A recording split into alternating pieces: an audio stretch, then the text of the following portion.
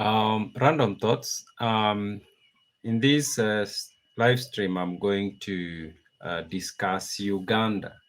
Of course, Uganda just finished the elections, and Museveni has been elected again.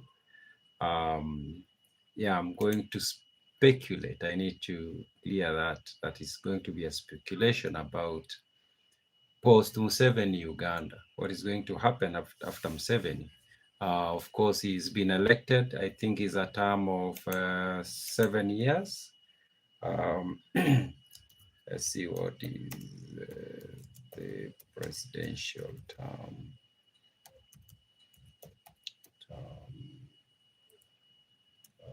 in Uganda.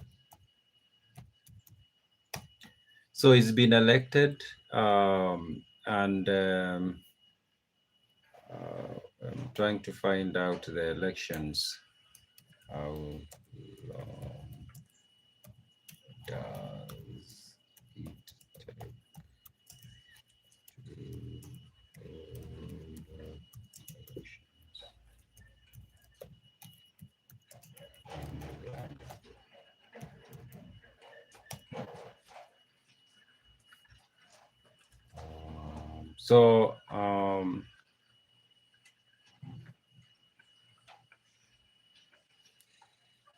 Trying to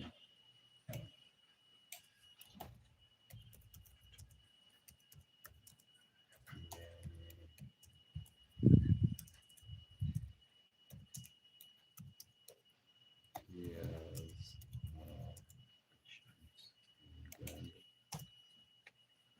yeah, so I'm going to talk about the post-Museveni Uganda. What happens when Museveni is no longer around? Of course, he's been elected, I think, for a term of 7 years, if I'm not wrong. I'm trying to confirm that it's a term of 7 years. And so if he has been elected, he will be sworn in. I think he has not been sworn in yet. He's going to serve 7 years. That will take him to early 2030s. And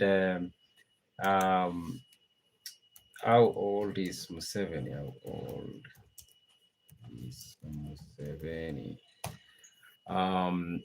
Museveni is 81 right now. So 81, if you add 7 years, we're going to have him at around 88 when the next elections comes around. Now, it's possible that he's going to run again, because 87 might seem to be very old, but actually there are 87-year-olds who are very healthy and they still sharp in the mind. And Museveni still seems, at this point, seems to be of good health.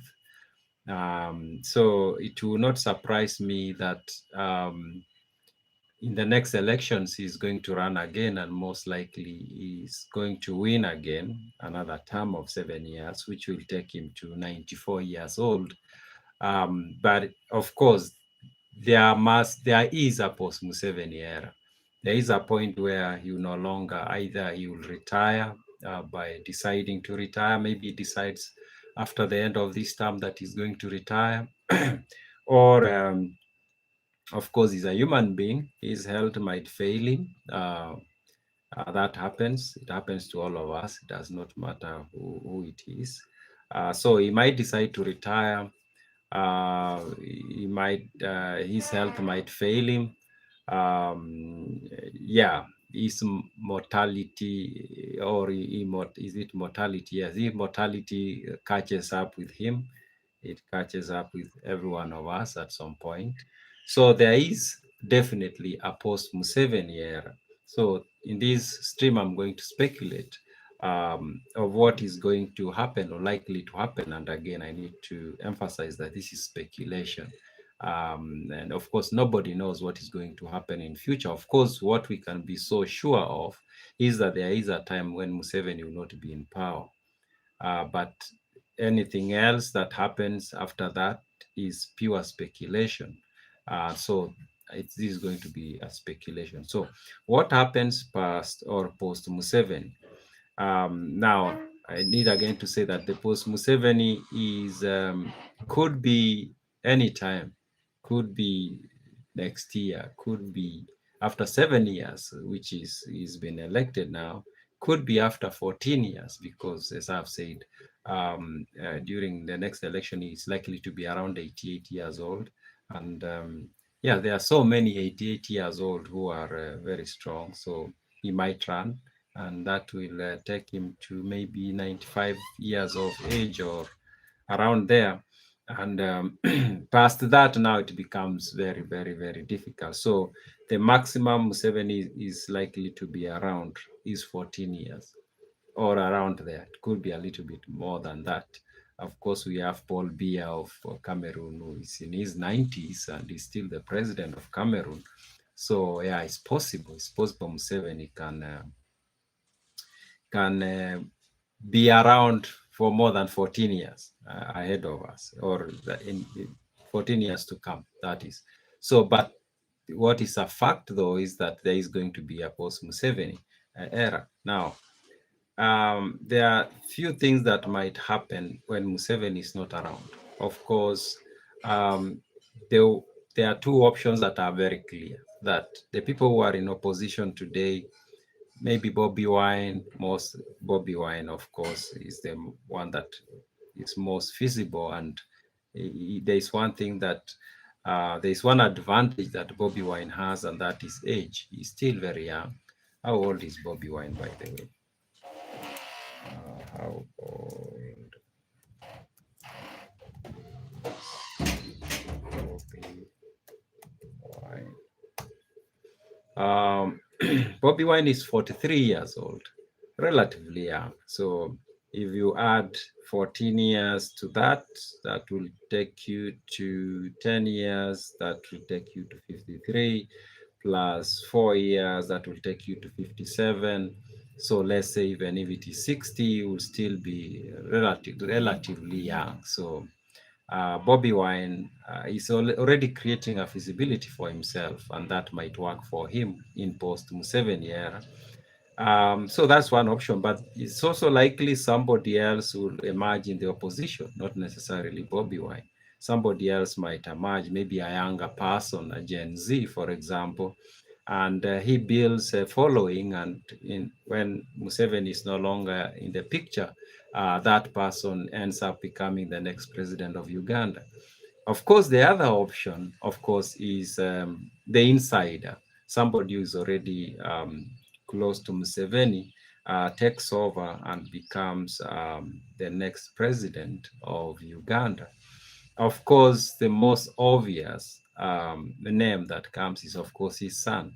The son of Museveni is somebody who is very feasible, very, very feasible, and he's already holding very powerful positions in government. And I'm talking about Muhozi.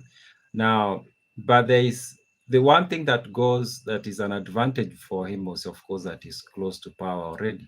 And he might, or he's in a position to inherit the infrastructure that the father has put in place.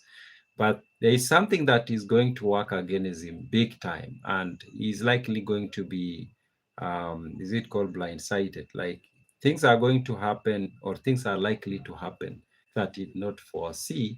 And the reason that can be is because I remember I read Robert Greene's book. Could be 14 Laws of Power, or could be the law of human nature.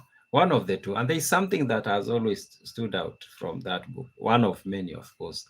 Robert Greene's books are always very, very, very. I've read this book, I think, 3 times. I've read Law of Human Nature like 2 times. And but there's something he says, it could be in this book or it could be in the book, The Law of Human Nature. I have a copy, but somebody has my copy of that book.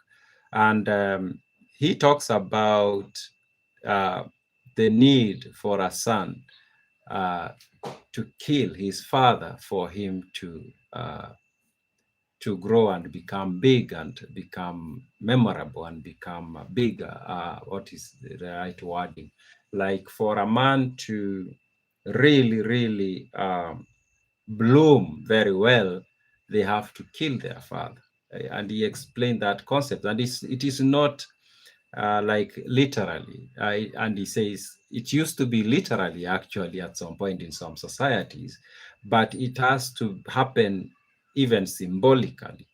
And because he says you living under the shadow of your father is very constraining, it constrains you. And if you look carefully at people around, you'll see that. And I was reading that part and I was looking around about, so actually this is very true. There is truth in his argument that when you live under the shadow of your father, it's very suffocating. And for Muhozi, that's the problem he has. He's living under the shadow of his father. He's become very comfortable in that. And that's not good for him. Some people might think it gives him the advantage. Of course, being the son of Museveni gives him the advantage, but not automatically. He needs to do something, and he needs to kill his father. And I'm not saying like literally. No. I'm talking about in a symbolic way. And they do the way he needs to do that. And in fact, his father needs to help. If his father, Museveni, really wants the son to take over after him, he needs to help him to do that. I don't want to use the word often, and then the video runs into issues with the algorithm. But the father needs to help him. And how can the father help him get out of his shadow? The way the father can help him get out of his shadow is he can call him to a meeting, the two of them, and tells him, son, I want you to become the next president of Uganda, but you are not going to become the next president of Uganda, at least not a very strong one, if you continue being under my shadow. And what I want you to do is to leave my shadow, go out.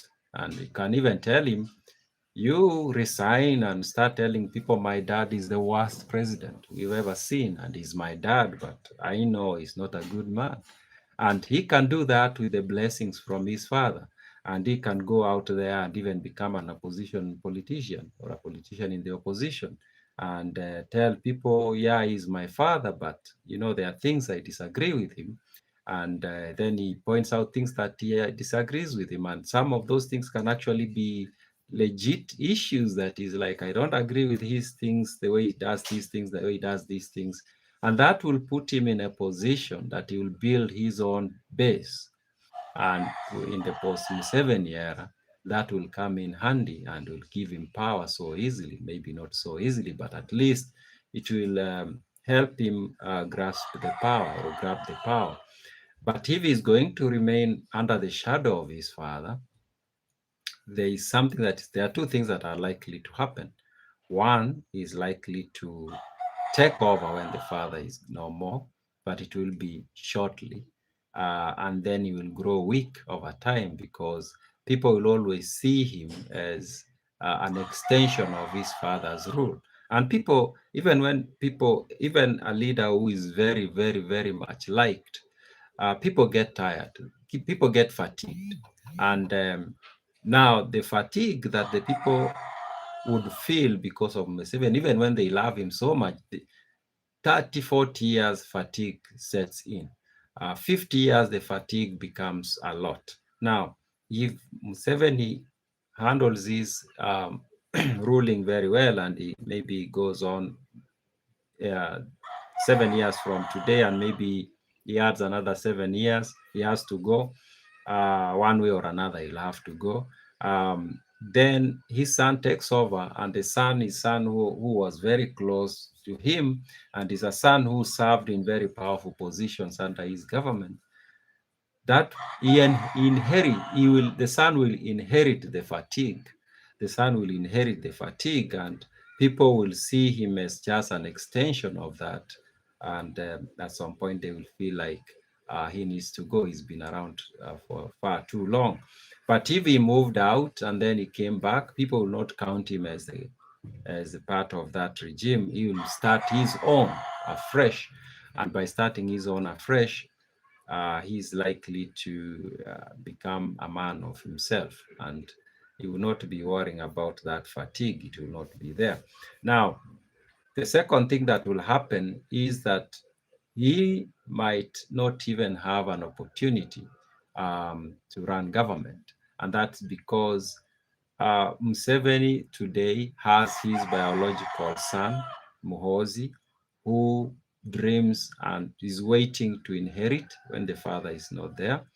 But Museveni also has so many political sons, and he also has so many military sons. People who are so what is it called? People are so loyal to him. People who maybe kids he raised in the military, kids he raised in the political field, and he mentored them, and they've grown. They have so much respect for him. Those are his sons, and the son Muhozi might mistake the respect and the loyalty he gets from these political and military sons of Museveni, the father, as if they also, it extends to him. Of course, it seems so, because today they are like, oh, that's the son of the president, and we have so much respect for the Mzee, so we are going to also give this young man part of that respect. But now here is what happens. These people might be the most docile, seemingly docile, have no dreams, they're just there to serve the system, but you don't know what happens. And there is a story I read about somebody called Brutus in the ancient Roman Republic. Now, Brutus, there are two Brutuses, if I may say so. There is a Brutus that was part of the group that ended the rule of the monarchy in Rome. Remember, Rome started as a monarch.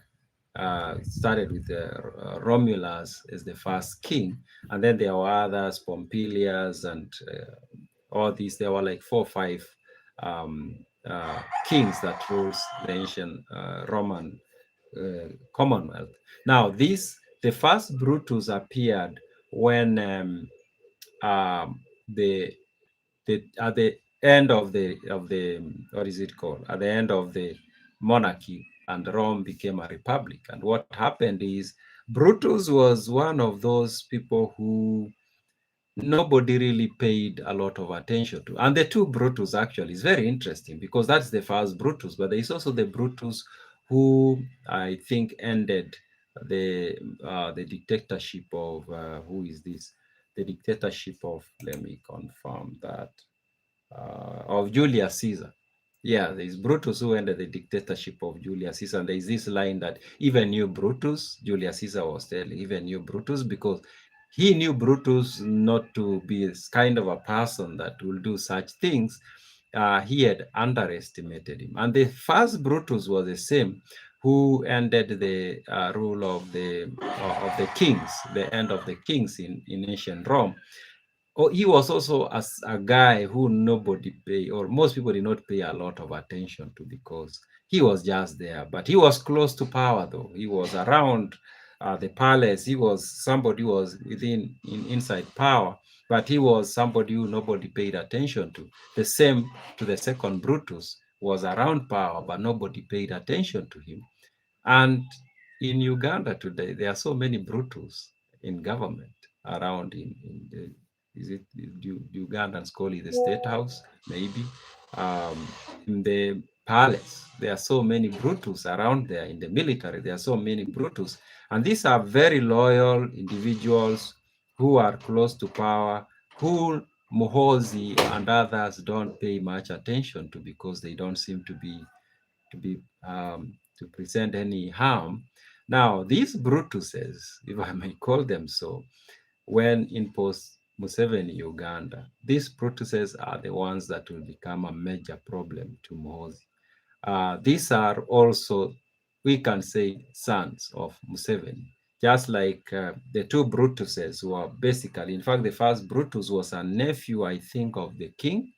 The second Brutus was also a relative of Julius Caesar. So these Brutuses are in government or around power. They are very quiet, low-laying, low-key. Nobody sees them. You see them, they salute, they say, yes, sir. they move along. You tell them run here, they run. But wait, and these people will rise at the right moment. And these are the people who are most likely to take power, actually. It's not even the people in opposition, the likes of Bobby Wine. No, no, no. It's the Brutuses in the government. Those are the people who will grab power when the opportunity arrives. Just as what happened, I think it's, where did it, is it, where did, we had a Brutus actually very recently, Gabon. Now, the president of Gabon today, we can classify him to be a Brutus. What is his name? This was a guy who served the first, the president who was there, I think is Omar Bongo or Ali Bongo.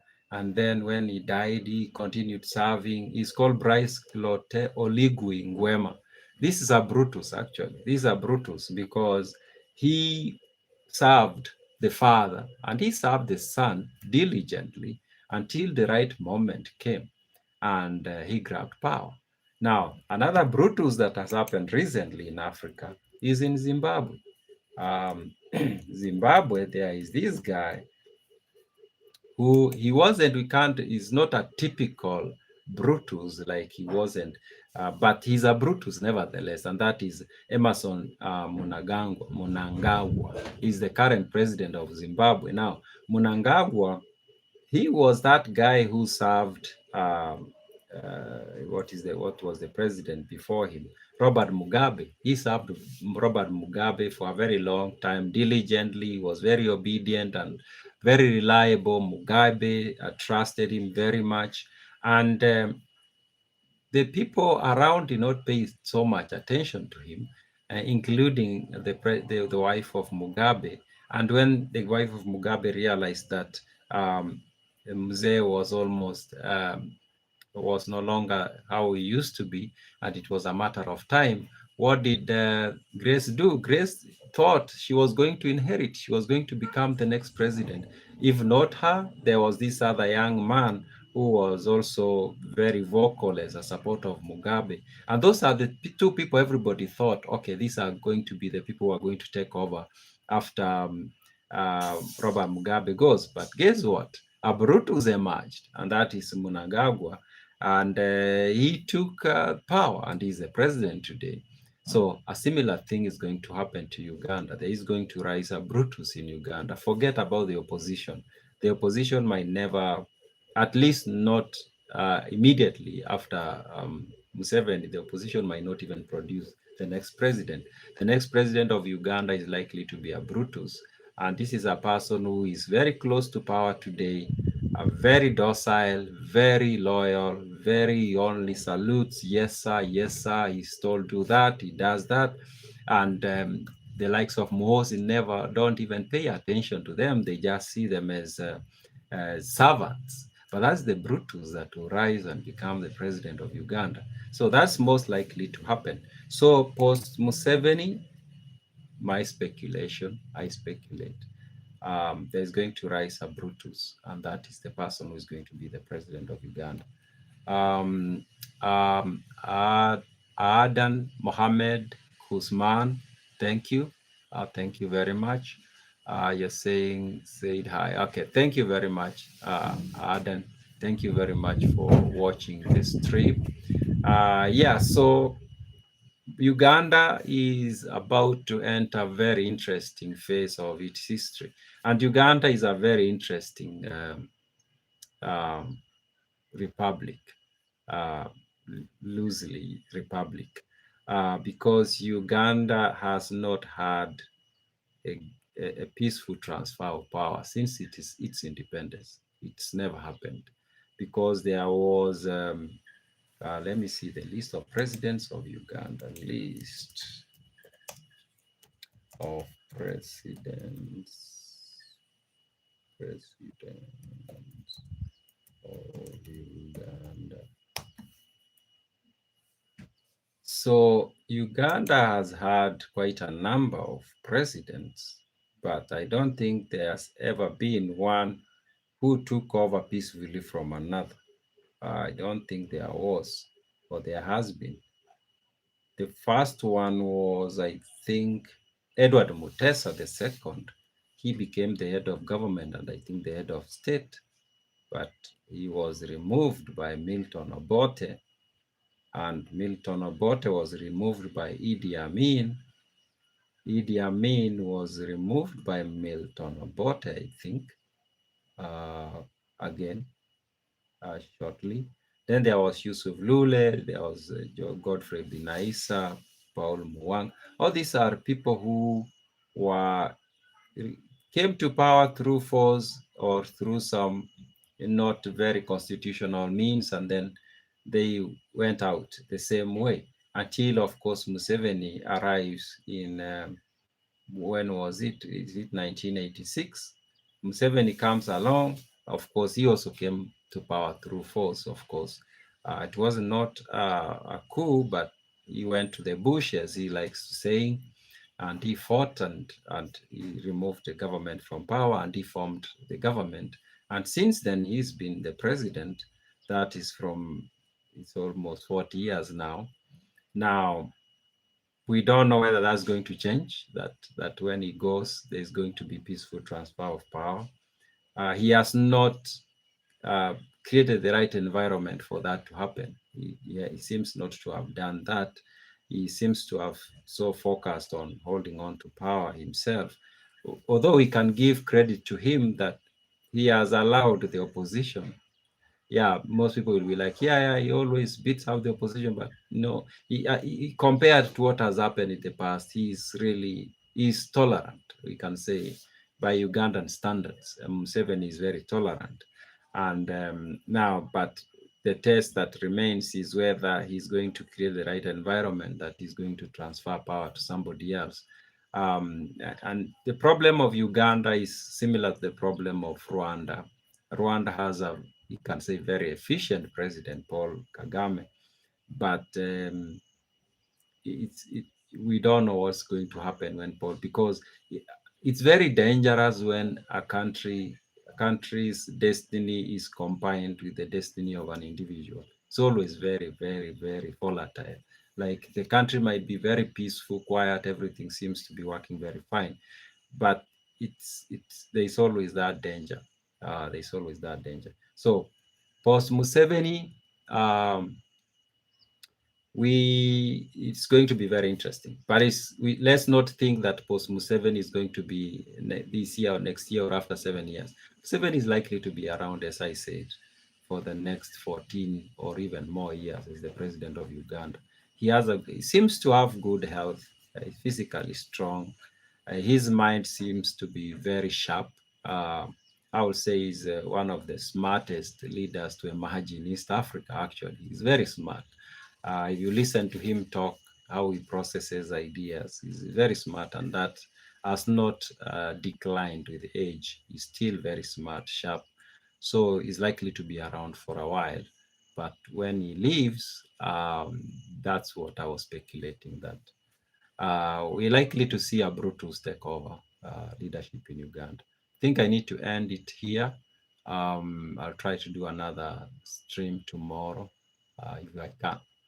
So for those who watch, or those who will watch, because I know very many people watch after the stream, thank you for watching, and subscribe and give me a like at least. It will be nice. I'll be very grateful if you give me a like, or if you leave me a comment, a question. I always enjoy reading comments that are left by people. Yeah, so those are my random thoughts, as I always say. Thank you.